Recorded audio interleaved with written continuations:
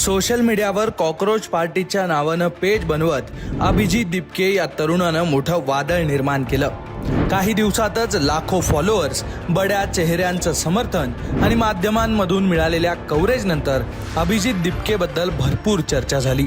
पण आता सोशल मीडियावर चर्चा होते ती वंचित बहुजन आघाडीचे नेते सुजात आंबेडकर यांनी केलेल्या अभिजित दिपकेबद्दलच्या एक्स पोस्टची.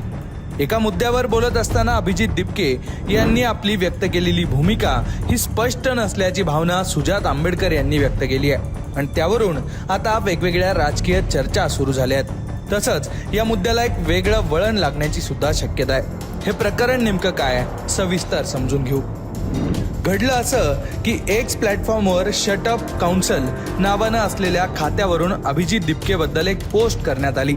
21 मे 2026 ही पोस्ट करण्यात आली आणि तिथूनच या मुद्द्याची चर्चा सुरू झाली असं म्हटलं तर चुकीचं ठरणार नाही. भाजपला टेक ओव्हर केल्याबद्दल अभिनंदन म्हणत ही पोस्ट करण्यात आली होती. पण पुढे अभिजित दिपकेला त्याच्या भूमिकांबद्दलही प्रश्न करण्यात आलेत. या पोस्टमधून अभिजित दिपकेला काही सवाल करण्यात आलेत. तुम्ही इंस्टाग्रामवर भाजपला टेक ओव्हर केल्याबद्दल तुमचं अभिनंदन, पण एक महत्वाचा प्रश्न आहे ज्याचं उत्तर तुम्ही अद्याप दिलेलं नाहीये. तुम्ही आरक्षणाच्या मुद्द्यावर काहीही भाष्य केलेलं नाहीये. तसंच दलित हिताच्या बाबी आणि सामाजिक न्याय यासाठी तुमचा पाठिंबाही व्यक्त केलेला नाहीये. जरी अभिजित दिपके यांनी अलीकडेच हिंदू मुस्लिम मुद्द्यावर भाष्य केलं असलं तरी धर्मनिरपेक्षता हा तुमचा अजेंडा आहे असं स्पष्ट केलेलं असलं तरी त्यातून सामाजिक न्याय मात्र हरवलेला दिसतोय. हा प्रश्न अधिकच जाती केंद्रित बनतो कारण अनेक जातीवादी अकाउंट्स किंवा ब्राह्मण्यवादी अकाउंटवरूनही सीजेपीच्या अर्थातच कॉकरोच जनता पार्टीच्या पोस्ट शेअर केल्या जात आहेत. सीजेपीचा आनंद साजरा केला जातोय. त्यामुळे कृपया दलित मुद्द्यांवर तुमची भूमिका स्पष्ट करा. तुम्ही दलितांच्या हिताच्या लढ्याला पाठिंबा देता का आणि आरक्षणाच्या संरक्षणासाठी ठामपणे उभे राहण्यास तुम्ही तयार आहात की नाही असे प्रश्न अभिजित दिपके यांना विचारण्यात आलेत. याच पोस्टला अभिजित दिपके यांनी उत्तर दिलंय. ते म्हणाले, मी स्वतः एक दलित आहे. यातच तुमच्या सर्व प्रश्नांची उत्तरं मिळतील अशी आशा आहे. पण अभिजित दिपकेचं हेच उत्तर सुजात आंबेडकर यांना पटलेलं नाहीये.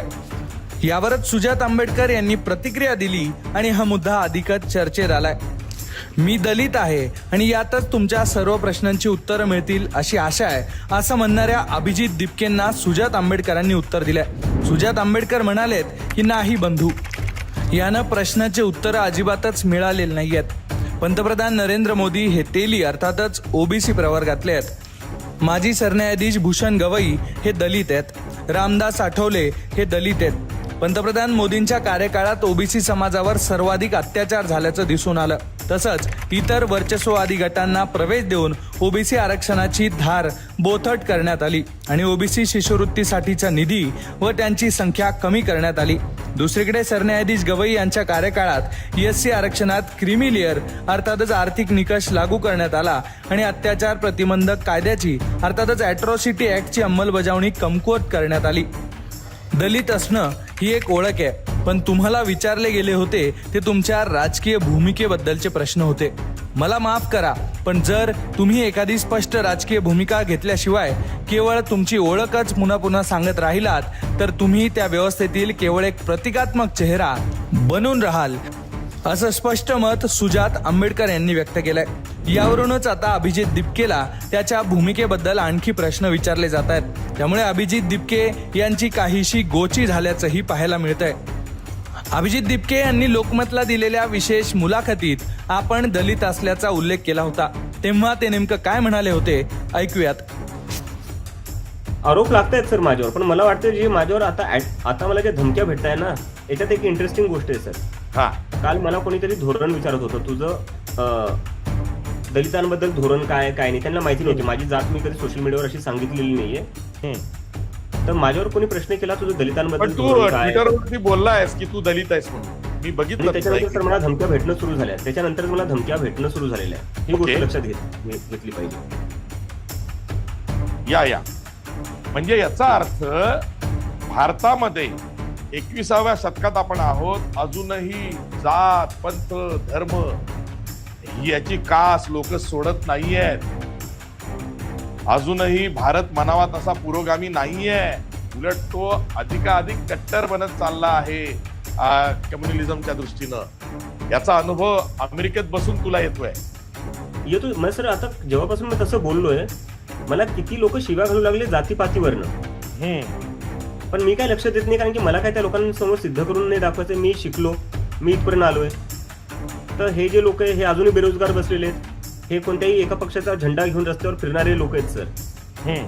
तर त्यांच्या बोलण्याचं मला काय वाटत नाही, कारण की त्यांचं आयुष्य माझ्यापेक्षा खराब आहे.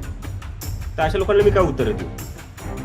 दरम्यान दुसरीकडे यात सुजात आंबेडकर यांनी अभिजित दिपके यांना आलेल्या जीवे मारण्याच्या धमक्यांवरून सरकारवर टीका केली आहे. तसंच प्रकाश आंबेडकर यांनी अभिजित दिपकेच्या वडिलांना फोन करून त्यांना वंचितचा पाठिंबा असल्याचं म्हटलंय. एकूणच अभिजित दिपके आणि कॉक्रोच जनता पार्टीचा मुद्दा सध्या ट्रेंडमध्ये आहे. त्यामुळे रोज यामध्ये नवनव्या घडामोडी घडताना दिसत आहेत. सोशल मीडियावर सुरू असलेल्या या घडामोडींबद्दल तुम्हाला नेमकं काय वाटतंय ते कमेंट करा आणि अशाच इंटरेस्टिंग व्हिडिओसाठी तुम्ही लोकमत पाहत राहा.